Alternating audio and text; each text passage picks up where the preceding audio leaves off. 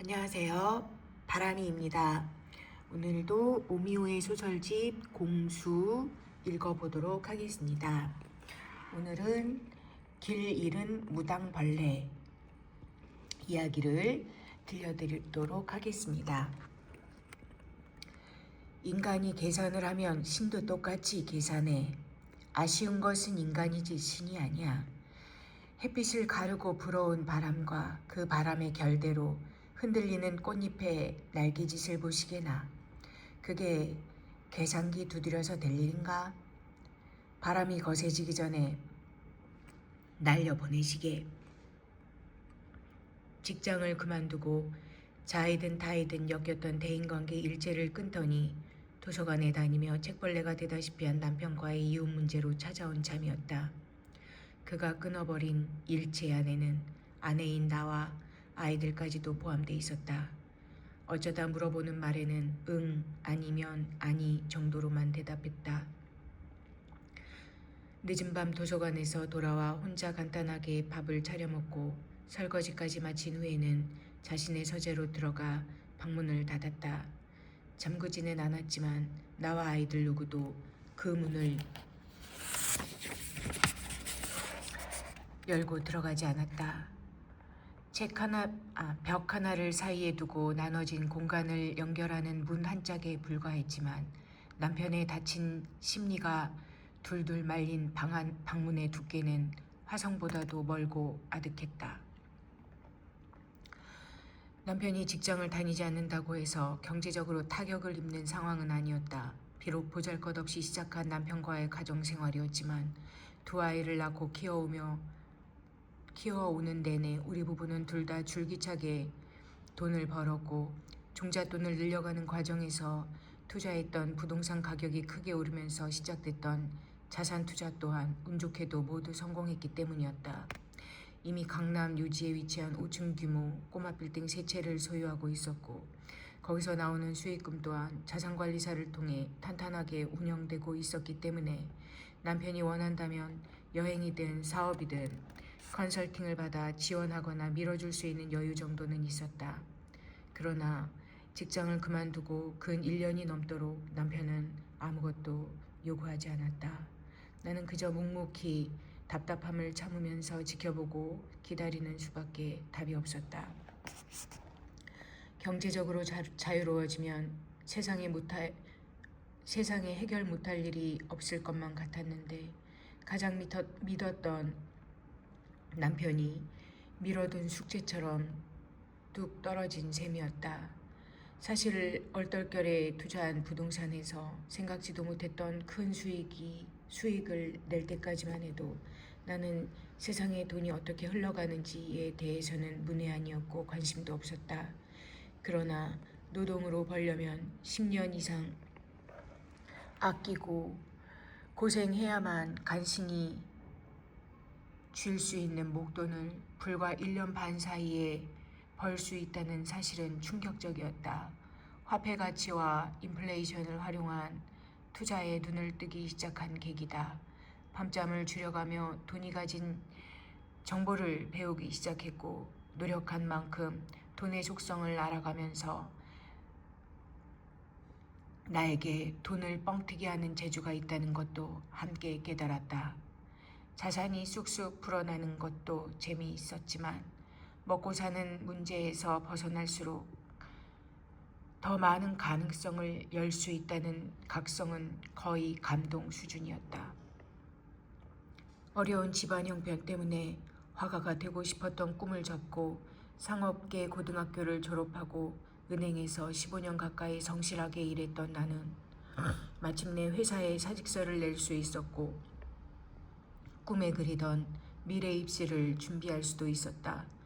2번의 도전 끝에 원하는 미대에 합격한 나는 상고를 다니면서 들었던 눈물나게 싫었던 주판이 들어있던 책가방 대신 화구를 실은 중형 세단을 타고 대학교에 다녔다. 화폭은 그동안 응어리져서 숨죽이고 있던 내면의 불덩이를 가감없이 받아주었고 가속도가 붙은 불길은 걷잡을 수 없이 커져갔다. 달아오른 영과 혼들이 의도하지 않아도 저들 스스로 물감 속으로 풀려 들어갔고 아침이면 작품이 완성돼 있었다.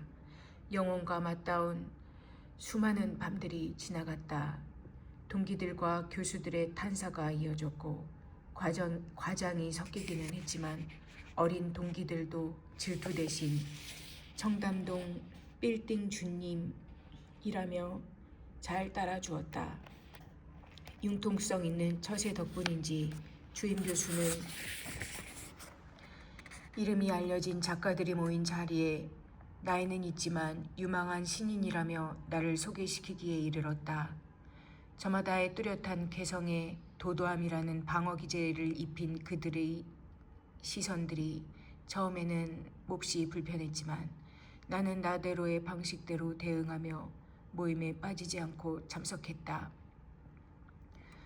결혼도 안 한 은행원 아가씨가 아이를 배서 배가 불러오면서 당했던 주위의 수많은 눈초리와 손가락질에 비한다면 그 정도는 아무것도 아니었다.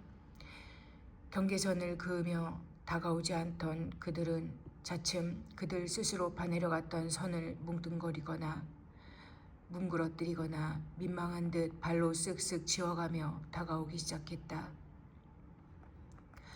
당신 참 묻어네. 불어 꾸미는 것도 없지만 있는 그대로 툭 던져놓고 알아서들 하셔 하는 당돌함까지도 묘하게 잡아끄는 매력이 있어. 빛고운 오색 진주들 사이에 툭 튀어나온 흑진주라고나 할까? 이런 식의 칭찬인지 욕인지 알 수 없는 말을 해주는 작가도 있었다. 작가 대열에 끼면서 인적 네트워크가 가동되기 시작했고 더불어 국내의 미술대전 수상 기록도 쌓여갔다. 개인 초대전과 단체전 참여 요청이 잇따르면서 네노라는 강남 사무들을 꽉 잡고 있는 화랑 큐레이터의 제안도 들어왔다. 화장기 없는 얼굴에 덧니가 귀염성 있었던 큐레이터의 제안대로 신사동에 위치한 갤러리에서 개최했던 초대 작가전에서 내가 그린 그림값은 수직 상승했다. 평론가가 따라 붙었고 언론에서도 아궁이 속 불붙은 장작에 부채질을 하듯이 나의 지난했던 행원 시절까지 스토리텔링으로 채색해서 대서특필했다. 어느 날 아침에 눈을 뜨니 나는 미술계의 신데렐라가 돼 있었다. 빈대 한 마리 잡으려다 초가상간 다 태운다고 하지. 쯧쯧. 다 잃는다고 해도 일단은 직성대로 해야 속이 후련한 법이거든.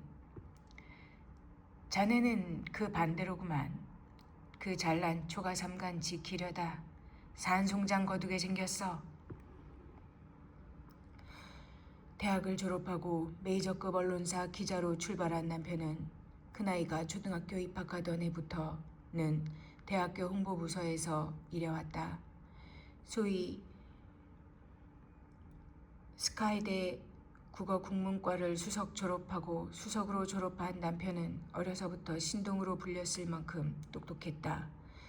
낙후된 섬에서 평교사 생활을 하며 생계를 유지했던 남편의 부친은 남편의 대학 수석 입학이 확정된 날 밤 빈 외양간에서 목을 매달고 생사를 달리했다. 시골 생활이 답답하다며 남편이 8살 되던 해 집을 나간 모친은 연락이 끊긴 상황이었고 남편은 시골집을 정리하고 가해를 하고 아르바이트를 하면서 학업과 생계를 이어나갔다. 그리고 그 즈음 나를 만났다. 남편과 내가 처음 만난 곳은 아이러니하게도 신촌에 위치한 땡땡 나이트클럽에서였다. 대학생이었던 친구들을 따라 처음 가본 곳에서 우연찮게 파트너가 된 남편은 너무나 쑥스러워서 어쩔 줄 몰라 하는 나에게 그냥 옆에만 있어주면 돼요 라고 말했다. 음악 소리가 시끄러워서 잘 알아듣지 못했지만 분명히 그렇게 말했다. 친구와 친구 파트너가 함께 손을 잡고 스테이지로 나가자 남편은 같이 나갈래요? 라고 묻는 표정으로 나를 바라보았다. 뭐라고 해야 할지 망설이고 있는 나를 물끄러미 바라보다가 남편은 벌떡 일어나더니 내 팔을 잡아 일으켰다. 쿵쿵 심장을 울리는 음악 소리와 현란한 조명으로 흔들리는 스테이지에서 이미 빽빽하게 들어찬 젊은 남녀들의 스테이지는 이미 빽빽하게 들어찬 젊은 남녀들의 열기로 가득 차 있었다. 내 팔을 잡고 그 안을 비집고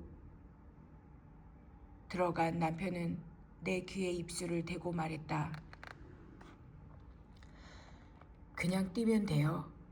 입김과 함께 훅 들어온 그의 목소리는 뜨거웠고 나는 청룡열차를 타고 내려올 때처럼 정수리부터 시작한 전기가 온몸을 찌르르르 관통해가는 아찔함에 몸을 떨었다. 나는 남편의 손을 잡고 그 자리에서 동동 뛰었다. 빨갛게 달아오른 얼굴이 부끄러워